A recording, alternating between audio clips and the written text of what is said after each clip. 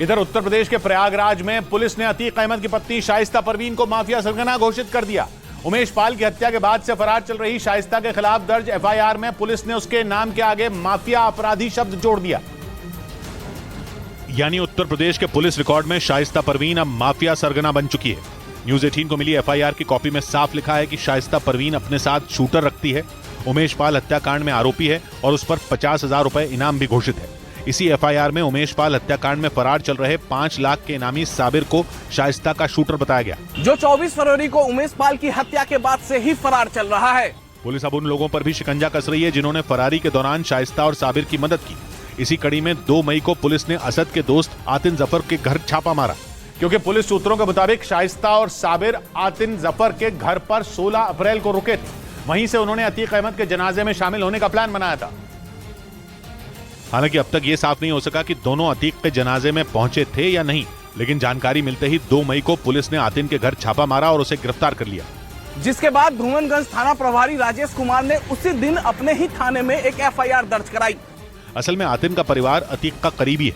2018 में आरोपी मोहित अग्रवाल के अपहरण और पिटाई के मामले में भी आतिन के पिता जफरुल्लाह आरोपी हैं और अतीक के बड़े बेटे उमर के साथ जेल में बंद है। यानी उमेश पाल की हत्या के बाद जांच के दौरान अतीक गैंग के कई राज से परत दर परत पर्दा उठ रहा है। अतीक के रिश्तेदारों और करीबियों की आपराधिक कुंडली भी यूपी एसटीएफ खंगाल रही है। और इसी कड़ी में अतीक के राजदार वकील सौलत हनीफ से पुलिस कस्टडी में पूछताछ की गई, जिसमें जानकारी मिली कि अतीक के जेल जाने के बाद वसूली गैंग की प्रमुख शाइस्ता परवीन ही थी। पुलिस सूत्रों के मुताबिक सौलत हनीफ ने कबूल किया कि उसने कई कारोबारियों से मोटी रकम वसूलकर शाइस्ता को दी। यानी लगातार अपराध की दुनिया में शाइस्ता परवीन सक्रिय थी। यही वजह है कि अब पुलिस ने शाइस्ता के नाम के आगे माफिया अपराधी शब्द जोड़ दिया और तलाश तेज कर दी।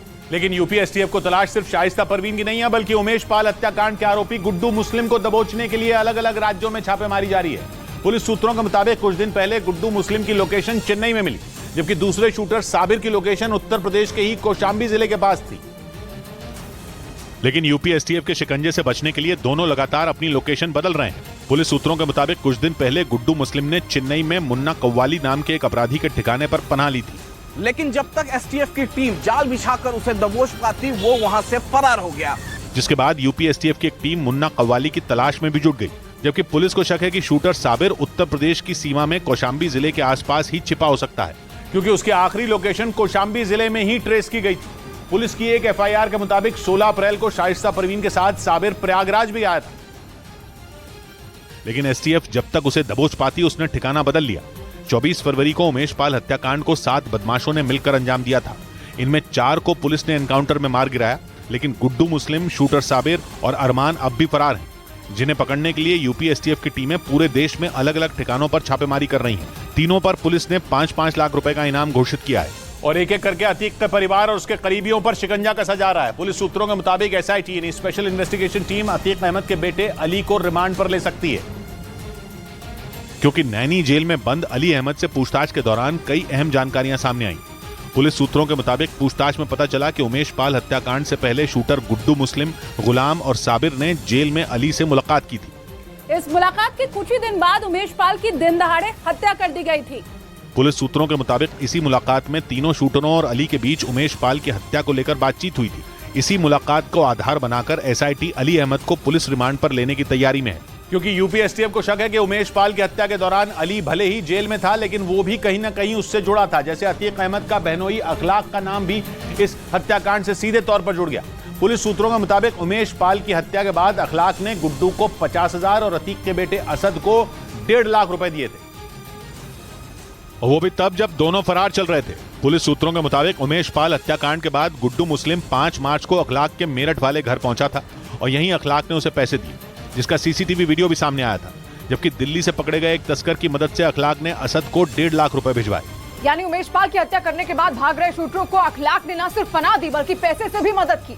इसी के आधार पर अखलाक को पुलिस ने गिरफ्तार किया और प्रयागराज की नैनी जेल भेज दिया, जिससे पूछताछ में कई अहम जानकारियां पुलिस को मिल रही हैं। इसी कड़ी में अतीक अहमद की संपत्ति पर भी बड़ा पर्दाफाश हुआ।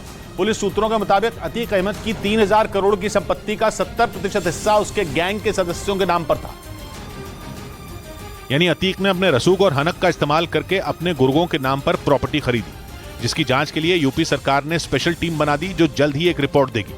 पुलिस सूत्रों के मुताबिक अतीक ने जांच से बचने के लिए कुछ प्रॉपर्टी नेताओं, डॉक्टरों, वकीलों, होटल कारोबारियों और ठेकेदारों के नाम पर खरीदी थी। दावा तो ये भी है कि कई नेताओं के पैसे भी अतीक ने अपने काले कारोबार में लगाए थे। पुलिस सूत्रों के मुताबिक अतीक ने अपने नौकर, अकाउंट से जुड़े लोगों और पुराने जानकारों के नाम पर भी कई प्रॉपर्टियां खरीदी। क्योंकि पुलिस को अतीक के घर वालों के पास से जो वसीयत मिली उसमें महज 30% संपत्ति का ही जिक्र है, बाकी के 70% प्रॉपर्टी का आता पता नहीं। इसलिए अब जांच एजेंसियां अतीक की नामी बेनामी सभी तरह की प्रॉपर्टी का लेखा जोखा तैयार कर रही हैं, ताकि अतीक के नाम पर मुनाफा कमाने वाले उसके करीबियों पर भी शिकंजा कसा जा सके। आरोप तो यह भी है कि अतीक और उसके गुर्गों ने प्रयागराज में शिया वक्फ बोर्ड की जमीन को भी नहीं छोड़ा।